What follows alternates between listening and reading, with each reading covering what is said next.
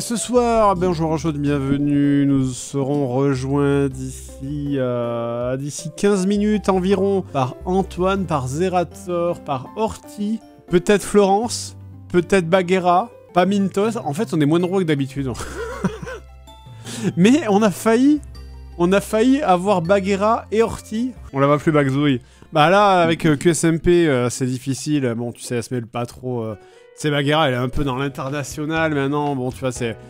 Tu vois, bon, hein, quand t'es en première ligue, tu reviens pas jouer en Ligue 1 contre Strasbourg, quoi, tu vois. Donc bon, est-ce qu'on peut pas... Est-ce qu'on la comprend un peu, quand même, tu vois. On parle pas mal de Strasbourg. Oh. J'y suis allé qu'une fois, et il faisait une chaleur de fou, et c'était moche.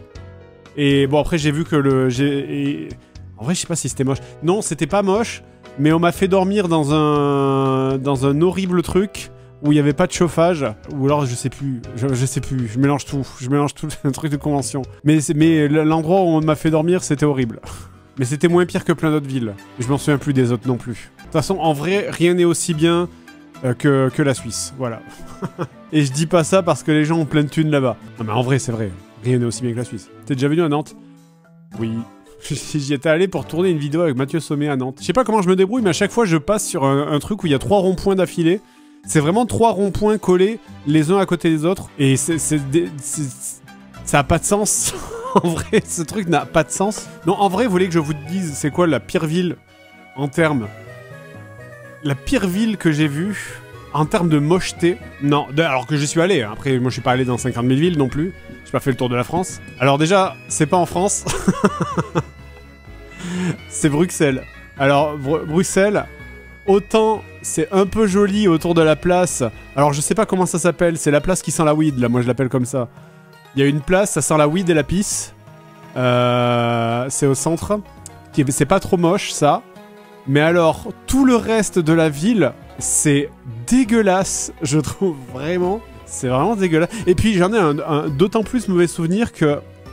Chaque fois que j'y suis allé, il se passait des dingueries. Et j'avais déjà raconté cette anecdote où il y avait un vieux monsieur chinois qui parlait pas français, qui était abandonné, mais vraiment, genre à la gare du Midi, un truc comme ça, la gare du Midi, je crois que ça s'appelait comme ça. Il savait pas quoi faire, il était abandonné, il parlait pas français, c'est un pauvre vieux monsieur, voilà.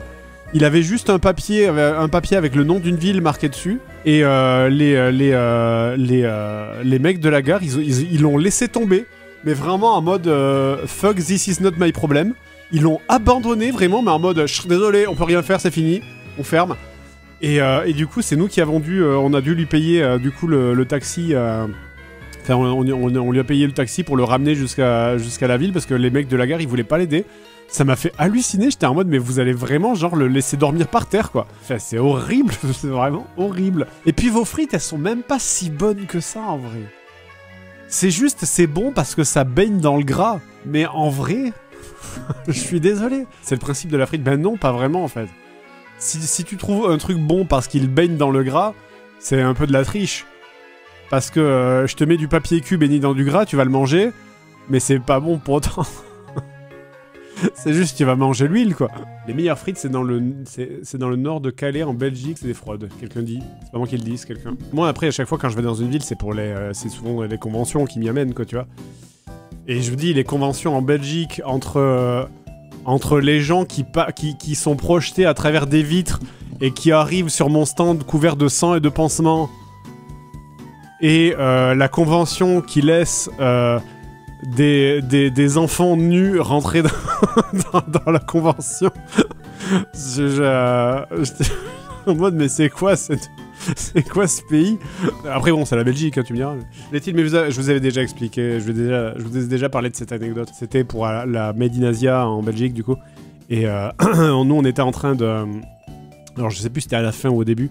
Mais on était en train, même Antoine, on était en train d'aller vers la convention et en général quand ils amènent tout ce qui est influenceur, tout ce qui est instagrammeur, tout ce qui est youtubeur, machin, etc. On arrive tous en bus à la convention, parce qu'on part tous du même hôtel. Et je vous l'avais déjà raconté qu'une fois, alors je sais plus à quelle convention, laquelle c'était, je sais plus, mais j'étais arrivé à la convention de la Made in Asia. Et il y avait vraiment Clairement, c'était une gamine, c'était une enfant, quoi, tu vois, qui devait avoir peut-être 10-11 ans, qui était dans un cosplay, mais c'était... J'ai jamais de la barre. Enfin, moi, j'avais envie de sortir du bus et de lui mettre un manteau sur les... Après, je fais peut-être mon vieux boomer, hein, c'est peut-être réac, hein, ce que je dis, mais vraiment, c'était inadmissible, quoi. C'était... Enfin, bref. Ça m'a trop choqué, quoi. Ça m'a trop choqué. T'es youtubeur ou t'es pas youtubeur, putain, merde. Mais c'était avant cette période-là. C'était il y a longtemps, hein, ce que je te raconte, c'est il y a 8 mois. Enfin, il y a 8 mois, il y a 8 ans. Il y a 8 ans, un truc comme ça. C'était avant... C'est à l'époque où on savait pas que les youtubeurs c'était des enculés, quoi.